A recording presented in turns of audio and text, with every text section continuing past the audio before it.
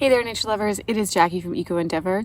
I am in my garden today and my clover has exploded. And I figured maybe it would be a good time to do a video about clover to see if it is actually worth having it as a living mulch. Now, living mulches are kind of popular in permaculture, just in regenerative gardening in general, because you should never have your soil exposed to the sun for too long, because like solarization happens, the sun kills off all those microbes, plus it dries out the soil, just creating, like a desert-like condition. So you want to keep your ground covered. So mulches, as in like wood chips, straw, all of that stuff is fantastic.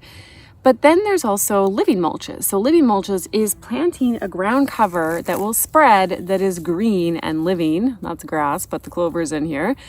And the idea is that then you just plant inside those ground covers.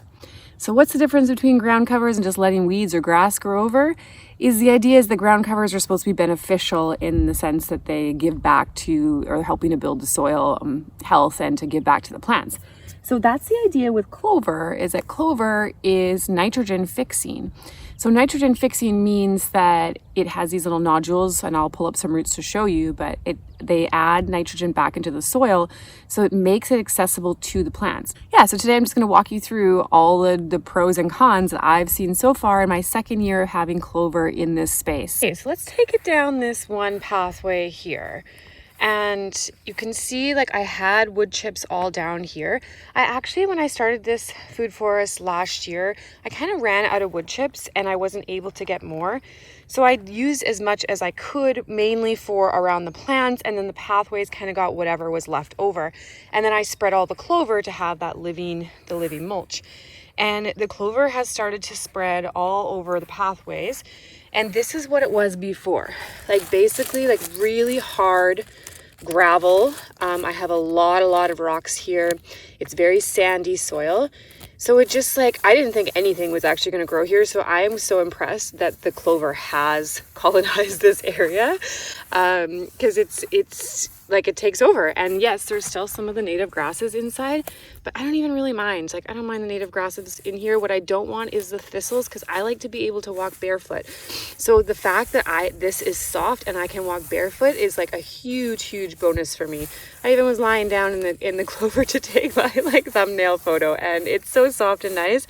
So that is a huge bonus of having living mulch, is that you can walk barefoot, which I think is a really important thing that we need to be doing more. Barefoot walking for grounding. Another benefit of the clover is that this is the white clover and the bees love it. So it's food for the bees, which is attracting pollinators, which I think is just fantastic. I made a video about how I hate these metal beds because they get really hot, and the fact that the clover comes up along the sides here and cools the beds is also a bonus for me. I know some people don't really like the look of maybe the tall clover against it, but I honestly don't mind. Like I'm creating a food forest that I want it to look very foresty, as in like things just grow wild and natural.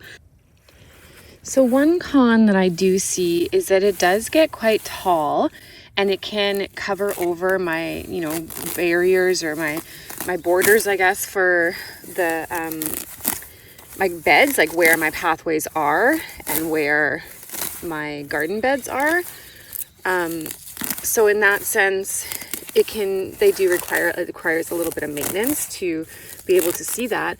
But as I'm like pulling the clover out, all of this clover is now awesome living mulch that I can put on, or like green manure that I can add into the garden beds. And I've actually used a bunch of this in my no-raised garden beds, or my no-dig raised garden beds that I made. And I also have a video about that. But you can just lay it right there, so that it's adding the nitrogen back into the soil too. It's adding more stuff for the just to compost in place. So in that sense, it's like, yeah, it is a little bit of work, but it's also very easy to maintain. All right, another thing with clover, if you can see, all of these little pieces here of clover have had their tops bitten off. Now, I didn't do this, but the rabbits sure did. So every morning and evening, I see these little bunnies in my garden, and they are after the clover. Now, some people might see this as a negative, that clover attracts rabbits so much, but I've found that they don't eat anything else. They just want the clover, and then they leave behind like their droppings, and Rabbit manure is really good for your garden. You can add it right away. Like it won't burn your plants. It's like just easy to add. So I feel like they are giving me something, and in return, I'm feeding them with the clover. So they haven't been an issue yet, but we'll see how it goes for the rest of the summer. Could be planting in more annuals soon, right into the ground instead of the raised beds, such as my tomatoes and peppers. So we'll see if they start to bother those. I also have a really lower bed that has all of my lettuces and other greens in. And oh, that sun's really coming in here. I love watching the rabbits, actually. I know I'm supposed to not like them, but I feel like I was just read too many books as a kid about Farmer Brown's like rabbits and Peter Rabbit and all that stuff. And I have a soft spot for the rabbits. Like, they can come into my garden. I don't mind. They will eat the clover, and that's totally fine by me. They don't eat quite the stems. They just kind of munch right on the tops here. So anytime I see these, I know there's been little bunnies in my garden. And again, like, I welcome the bunnies. So, but maybe for you, if you have an issue with rabbits eating your other foods, then you might not want to plant clover as your ground cover. But I'm lying in this clover, and it is amazing right now. It is so soft. I love this way more than the wood chips, like 100%. And it's free. Like, it'll just keep coming back. It's a perennial. It'll just grow for me. Whereas the wood chips decompose, and I'll have to keep buying them or making them myself every single year. So that's another pro for the clover for me.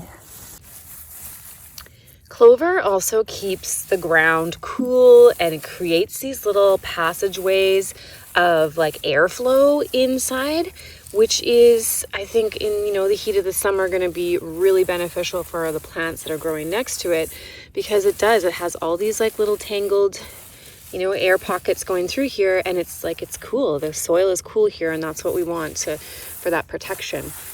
So that's another pro of the clover. So I know that clover attracts bees when it is in flower, but I have noticed over on this area of my garden that there is something else that has been eating the clover. And now I'm not quite sure what this is. So it's too early in the garden season to tell if this is going to be an issue. Like, are they just going to eat the clover, or is this breeding, like giving the smorgasbord to an insect that is also then going to move on to my cash crops once it's done eating through the clover, or find something that it prefers to the clover, like my tomato plants or my lettuces. So this I'm not too sure about yet. For now, it seems to be that it's just on the clover, so that's a benefit, but we shall see as the summer progresses. So stay tuned for an update on that. One area that I have been a little bit concerned about the clover is here where it's mixed in with my strawberries. I've noticed the strawberries just grow like taller to be able to compete with the clover, like the height of the clover. And I haven't quite decided if that's a good thing yet, because I feel like the strawberries are going to be heavier then and like fall over. Like, I don't know if you want big, tall stems on your strawberries, because they should be like a ground cover spreading out. So this is one area that I will be keeping an eye on, and I think trying to trim down. I have tried to trim it down a little bit, but then there's so many strawberry plants inside that I also don't want to cut my strawberries. So here I would like the strawberries to be the ground cover and spread over this area instead of the clover. So I will be keeping an eye on this just to make sure that it's not competing with the strawberries in a negative way. It could be that it's just providing the nitrogen for the strawberries and it's going to be fine, but I'm not entirely sure yet. The clover is more colonized on the left side here, and I don't think I even planted any seeds really past kind of my middle walkway here. So all of this area here has no clover. And again, the native grasses have come in, the blackberry vines that are my little tripwires have come in. So I might leave the clover off of this for this year, not add and seed any here, just to compare like wood chips to clover and just see how the plants do and how I enjoy it. Like, I mean, I honestly, I love walking in this clover. It takes foot traffic really well. It's soft. It's lovely. And I like, green over brown. So I kind of want to keep with the clover. But then if you look here, This is my plum tree here. I have some comfrey, some yarrow, I have some blueberry bushes there. These wild daisies kind of popped up on their own. Some lovage I replanted that's struggling a little bit. And then all the clover. So I'm not, again, sure if I should just leave this all. Like, does this plum tree like all this clover, or should I create a little space around it? I don't know. Only time will tell. But let's dig up some of this clover and see what those nitrogen nodules look like. Okay, so that little nodule there, all of these little ones here, this is all nitrogen that is accessible to the plant. So clover is a nitrogen fixing, like in the legume family, so it sucks out, I don't know, stuff from the air, makes its own food. And I did read actually that it's supposed to be like pink in color, which I don't think you can see on camera, but it does have a little like blush pink like tinge to it.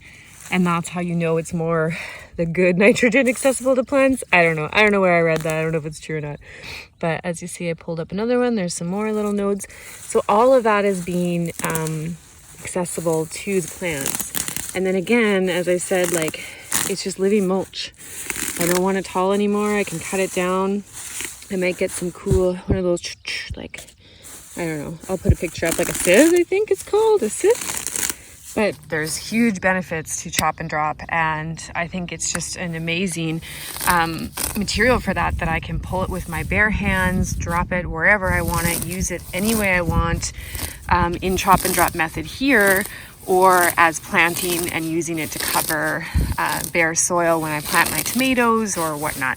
So yeah, I like clover. I think it is better than the wood chips. Wood chips are, I mean, they're good too, but I think I'm gonna let my clover spread, and hopefully it chokes out more of the tall. Even though honestly, I don't even mind the grasses. Like, it's all part of the ecosystem, right? These I do not like, because I do not like stepping on them or walking by them. Now I know these are very deep taproot, so they have the same idea as comfrey and that they should be dynamic accumulators, but they hurt my feet, so I do not like them. So I hope the clover sucks you out. Oh, there's some really noisy bees over here. Where are you, bees? Where are you? So another thing about clover is it is drought tolerant or drought resistant. This is all spread with no water other than the rainwater, and it held up really good through all of our drought last summer. Vancouver Island has a very Mediterranean climate, a lot of rain in the winter, and then we have pretty much no rain all summer long, and it held up fantastic last year. And then this year, like I said, it's just exploded. All right, that's pretty much all I have to say about clover, is that I love it and I'm glad I planted it. I will keep an eye on it in the strawberry patch, and as well as when I'm planting out my tomatoes and peppers. I think it's going to be beneficial with that nitrogen, but I also don't want it to choke out any of my other smaller plants. So I will keep an eye on this clover to make sure that it is doing its job, it's being beneficial in the garden and not out-competing some of the other plants. In general, though, I would say that I like the idea of having it in the pathways, that I can walk on it, that I can lie in the garden and just feel like it's soft, it's cool down here. So let me know in the comments below. Do you grow clover as a living pathway, as a living ground cover, living mulch, there's whatever you want to call it? And have you had any issues with it, with competing with your plants or taking over?